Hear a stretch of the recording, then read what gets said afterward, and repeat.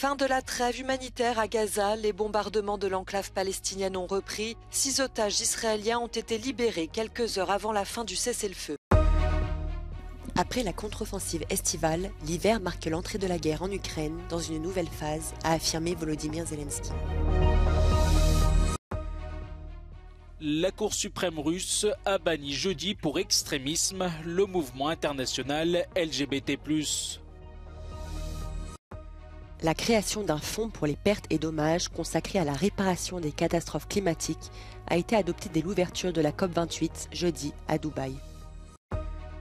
Les pays exportateurs de pétrole réduisent leur production de 2 millions de barils.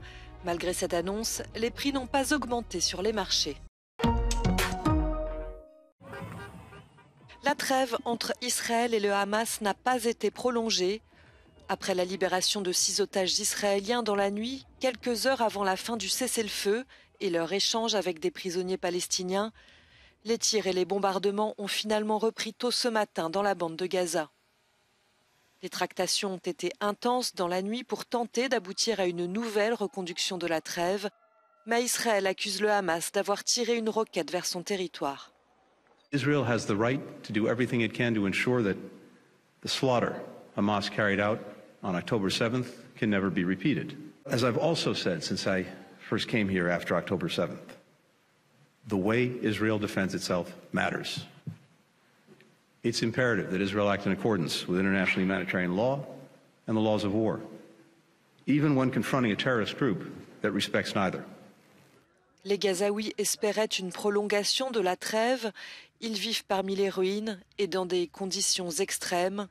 Selon le Hamas, la reprise des bombardements sur l'enclave palestinienne a tué 6 personnes ce matin à Rafah. Un médecin de la ville de Gaza annonce lui que 2 enfants sont morts à cause des raids aériens. La guerre en Ukraine est entrée dans une nouvelle phase. C'est ce qu'a déclaré le président Volodymyr Zelensky dans une interview. L'hiver devrait compliquer les combats après une contre-offensive estivale qui n'a pas produit les résultats souhaités. У нас нова фаза війни, і це факт. Війна складна, зима в цілому це нова фаза війни. Бо війна зимова, вона відбувається не тільки на лінії фронту і всередині міст. Через велику кількість застосування ворогам дронів, через велику кількість застосування ракет, включаючи балістику тощо. Ми бачимо навіть наслідки того, що глобальне суспільство через трагедію Близького Сходу переключилось. І це факт. І не визнавати може тільки сліпий. Не можна допустити, щоб забули про війну тут. Вона тут, повномасштабна, складна, велика, глобальна, найбільша спочатку, не спочатку, а найбільша з Другої світової війни. L'Ukraine a subi la nuit dernière une nouvelle attaque aérienne de la Russie. Celle-ci a visé le sud et l'est du pays. L'armée ukrainienne affirme avoir détruit 2 missiles et 18 des 25 drones russes.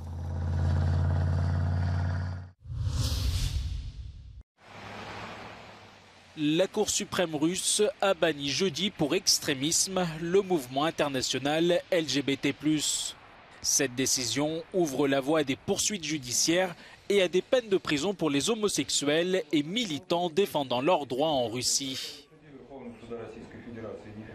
Признать международное общественное движение ЛГБТ и его структурные подразделения экстремистскими и запретить их деятельность на территории Российской Федерации.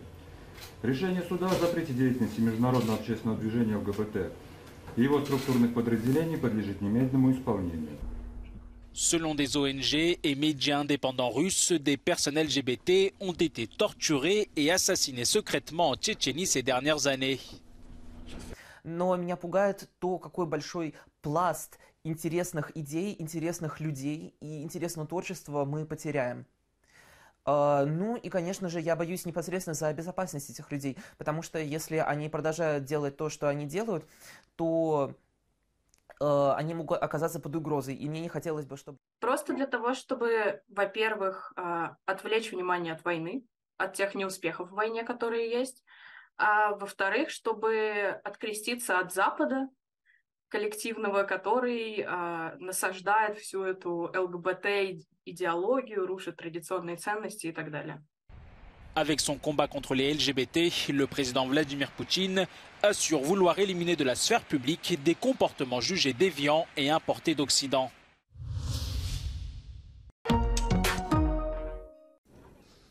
Coup de théâtre aux premières heures de la conférence des Nations Unies sur le climat. À la surprise générale, la création d'un fonds pour les pertes et dommages a été adoptée dès l'ouverture de la COP28 jeudi à Dubaï. Son but, aider les pays en développement à faire face au changement climatique. Si la taille de ce fonds de compensation très attendu reste à déterminer, la Barbade plaide, elle, pour un montant de 100 milliards de dollars par an. All the climate vulnerable countries are now also the world's most indebted countries because of having to fund reconstruction and rehabilitation without funding. So don't confuse the pledges you're seeing today as a sign of how big this fund is going to be. This fund needs to be $100 billion a year fund. If we won't get there overnight, that's a lot of money. That's more than half of all of the aid budgets in the entire world. De nombreux gouvernements ont déjà annoncé leur intention de mettre la main à la poche. Les Émirats arabes unis, hôtes de la conférence sur le climat, et l'Allemagne ont chacun promis 100 millions de dollars. Avancée majeure, ce fonds est qualifié par l'ONU d'outil essentiel pour rendre justice climatique aux personnes les plus vulnérables. L'Organisation des pays exportateurs de pétrole, l'OPEP, annonce une réduction de sa production. Au premier trimestre 2024, il faudra faire avec 2 millions de barils en moins. La Russie et l'Arabie saoudite avaient déjà décidé d'une baisse de la production cet été. Elles ont donc été rejointes par les autres pays de l'organisation. Les experts affirment pourtant que cette diminution n'est pas dramatique. L'OPEP met cette stratégie en place pour lutter contre la diminution du prix du baril, mais l'annonce n'a pas eu l'effet espéré pour le moment. Jeudi, le cours du baril a chuté d'environ 2%. L'organisation contrôle environ 40% de la production mondiale de pétrole et un nouveau membre va la rejoindre. Le Brésil deviendra le 24e pays de cette alliance l'année prochaine.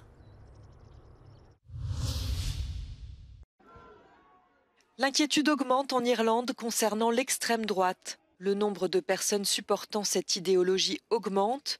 Les émeutes de la semaine dernière à Dublin, après une attaque au couteau, l'ont mis en évidence. The far right is a very small movement in Ireland. However, they are feeding into concerns about the immigration system in Ireland, the impact that large numbers of migrants are having on Irish society, which is putting stresses on the housing sector, sort of capitalising on this issue. La gestion de l'immigration par le gouvernement mécontente une partie de la population confrontée à de grands changements. L'Irlande comptait près de 4 millions d'habitants en 2002. Ils sont un peu plus de 5 millions aujourd'hui. Le nombre de personnes sans abri atteint des records et beaucoup font le lien avec une arrivée de migrants perçue comme massive. Pour le chef du Parti irlandais de la liberté, un changement de la politique d'immigration en Irlande s'impose et depuis longtemps. I believe the government's system of reckless open borders allowing a large number of unvetted males of unknown origin into the country has led to an increase, as it has in other countries, be it Sweden, France and Germany, an increase in violence and sexual assault. L'Irlande connaît un quasi plein emploi, son économie est florissante. En contrepartie, la hausse des loyers fait que beaucoup ont du mal à se loger, notamment à Dublin. Mais pour cette organisation patronale, les immigrés sont nécessaires au fonctionnement de l'économie. We don't think society or the economy could keep going without the immigrant population. It's not a homogenous group. We see a lot of immigrants from Europe who predominantly come to work. The rioting scene here in Dublin last week has turned out to be a major wake-up call for the Irish government. The Irish police are to change tactics. The Irish public are angry that the far right appears to have taken hold. If the Irish government doesn't adequately address the issues around mass immigration, what happened here on this very street last week could happen again in the not-too-distant future. This is Ken Murray for Euronews in Dublin. SLAP, cet acronyme anglais pour poursuite bâillon, pourrait s'imposer dans le débat public, puisqu'il s'agit de lutter contre les procédures abusives. Les victimes de cette pratique sont les journalistes, les défenseurs des droits de l'homme ou les organisations de la société civile poursuivies par de grandes entreprises ou des responsables politiques. Le texte, proposé en 2022 par la Commission européenne, a fait l'objet jeudi d'un accord politique avec le Parlement européen et les États membres. Democracy cannot work without a free and independent media.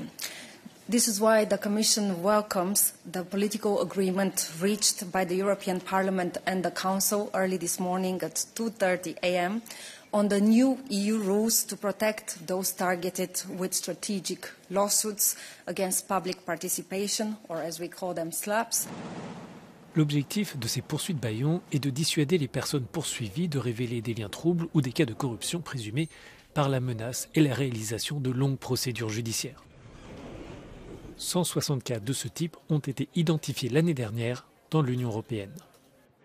Cross-border cases are covered by this new law, and we offer a high level of protection for journalists. They can claim also damages, for example, and there is an accelerated procedure in cases of manifestly unfounded cases. So the court proceeding can stop very quickly. This will save a lot of money, a lot of resources, and will help journalists in defending against SLAPP cases.